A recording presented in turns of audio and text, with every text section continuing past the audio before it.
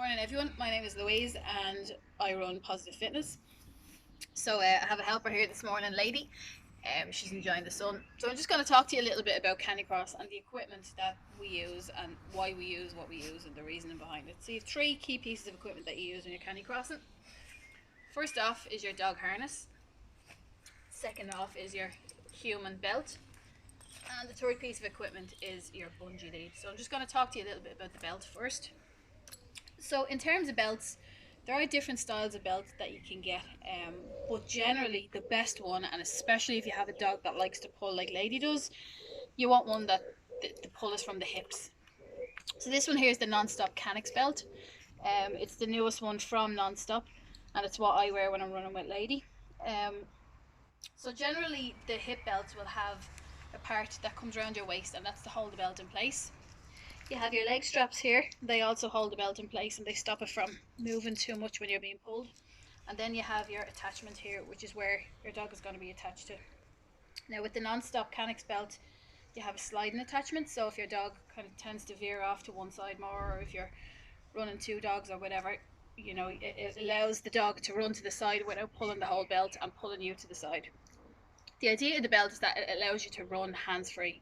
So if you're like me and you're clumsy and you tend to fall a lot, it gives you two hands to catch yourself. But it allows you to move your upper body, and if you're a runner, a lot of people know that you kind of need to use your arms to help you run, and if you're out for speed, you want to be able to move your arms as much as you can to push yourself along. They are ergonomically designed so that you're not being pulled from your back. Some of the pet shop ones that you can buy, the cheaper ones, they will be up around your waist and they're quite thin. So when you're being pulled, you're being pulled from the back all the time. And over time, if you have a dog that's pulling you all the time, you're going to end up with a sore back. So the hip ones are best because your hips are strong, especially women. We have good, strong hips. So if the pull is coming from the hips, you're less likely to get injured. So like I said, there's different types of belts, there's different styles. Generally the hip ones are the ones that we always recommend. You can get ones that are slightly higher as well, but if you have a dog that really likes to pull like Lady, the hip one is the best. In terms of brands, I tend to use the Non-Stop stuff because it's what I sell.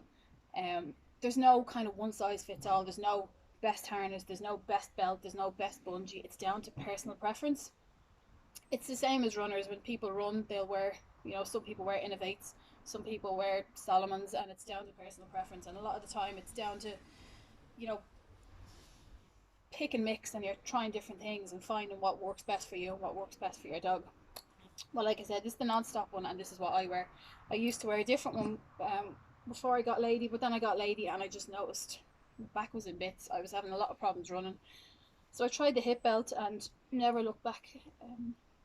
So the next piece of equipment is your lifeline. This is what attaches you to your dog. So this is a bungee lead. This is the Canicross lead from Non-Stop. And this has a built-in bungee. So it acts like a shock absorber. When your dog goes to take off, it takes that whole jerking out of it. So this will be attached to your belt. And each belt, they'll all have different attachments. But generally, they're all attached like this. Yes, I know, you're not going for a run. And your dog will be pulling you from the front. And the bungee will act as a shock absorber. Now there are different length ones. This is a Canicross, standard Canicross line. When it's fully extended, it extends to 2 meters. This one is a park run line, so if you're doing a lot of running in groups and crowds, a lot of people like this one because it's 1.2 meters when fully extended and it's much shorter, and it also has a little grab handle here. I will do another video, a couple of videos during the week, talking about specifically about belts and specifically about the different lengths of line and different types of line, and reasoning why that one might be better than this one, and the same with the harnesses. But today I'm just going to talk to you generally about basic Canicross equipment. So the last piece of equipment, good girl Lady, is probably the most important piece of equipment that you can get. If you're only thinking of starting out with Canicross and you can only afford one thing, I would always go for the harness for the dog.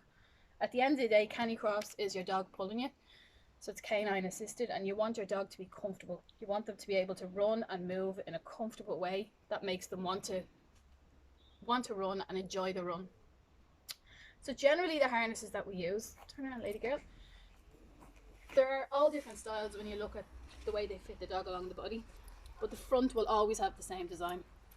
This is what we call a Y-shaped harness.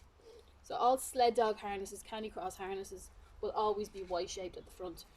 Sorry lady. The reason why they're called Y-shaped, as you can see, they're shaped like a Y. So they allow free movement of the shoulders. So when your dog's running, as you can see, they can fully extend their legs as much as they want, and it allows them to get that proper stride when they run. If you look at a harness like Julius Canine harness, they fit across here. So when your dog is trying to run, it's restricting their movement. So when you're looking for a good Canicross harness, you want one that's Y-shaped at the front, regardless of the brand, regardless of the style of the back of it. It always should be Y-shaped at the front. So as you can see, if lady is running, her leg can go right out. It's down, it's away from her windpipe. It's placed on her sternum so that she won't have any breathing difficulties. She won't be wheezing when she pulls, and she'll be comfortable. So a dog that's comfortable when they're in their equipment is going to want to run more. If you think of going for a run in a pair of runners that's too tight on you, by the end of the run you're going to be coming home going, I hated that run, and you're going to just associate the run with that feeling of discomfort and, you know, that pain that you felt when the runners were too tight and you were running. It's the same with dogs. Some dogs like Lady, what are you looking at? Some dogs like Lady will run anyway. You could put her in a choke chain and she'll still run and still pull. It doesn't mean she's happy and it doesn't mean she's comfortable. So that's why we always recommend going to a specific supplier of Canicross equipment or sled dog equipment to get your harness. I'll do a video in the next couple of days on harnesses and how to make sure that the one your dog is wearing is fitting you properly. But that's the general idea. Now, like I said, there's different styles and I'll talk about all that. But these are your 3 key pieces of equipment. So like I said, number 1, if you can only afford one piece of equipment to start out, always go for the harness. You can run with a lead in your hand all you want. It's not that comfortable, but you can manage. But your dog should always be number 1. So I'm just going to attach Lady. Good girl. And I'll just show you. I know, but we're not really going for a run. I'm sorry. I'm just going to show you the concept of what way it'll work. Good girl. So, I know. So when she's out front, walk on, Lady. She's going to be pulling. No. She's going to be pulling. No, I know. In an ideal world, she'll be out front and she'll be pulling. The bungee will act as a shock absorber, so when she takes off, she's not going to be jerked back. And I'm not going to be jerked too much either. This is a little bit twisted, but there's your basic concept. So she's stretched out in front. I have my hands free to run as much as I need to, and the bungee is taking the yanking out of being pulled. I know, I'm sorry, you're all kitted out and you're not going for a run. Okay. Another piece of equipment, just quickly, is runners. Canicross is essentially cross-country running. So a lot of the time, the trails that you want to be on are forest trails and stuff like that, rather than a lot of tarmac. So a good pair of trail runners are a great investment. As I said before, even with the equipment, there's no specific brand that's better than others.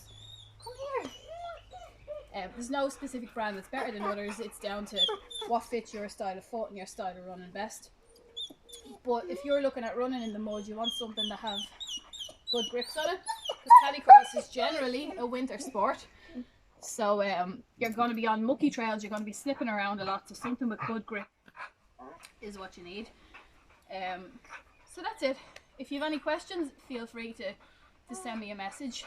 So I hope that kind of covered it. I'm just going into the basics. I'm not going to go into all the Canicross commands and stuff like that. If people want, I can make another video on that. So my next video will be wheels. I'll talk a little bit about bike and scooter and the equipment that we use for that. A lot of it is similar, but just slightly different in terms of line length and all that. So if you have any questions, feel free to pop me a message. Thanks for watching, and I hope this all makes sense. Thank you.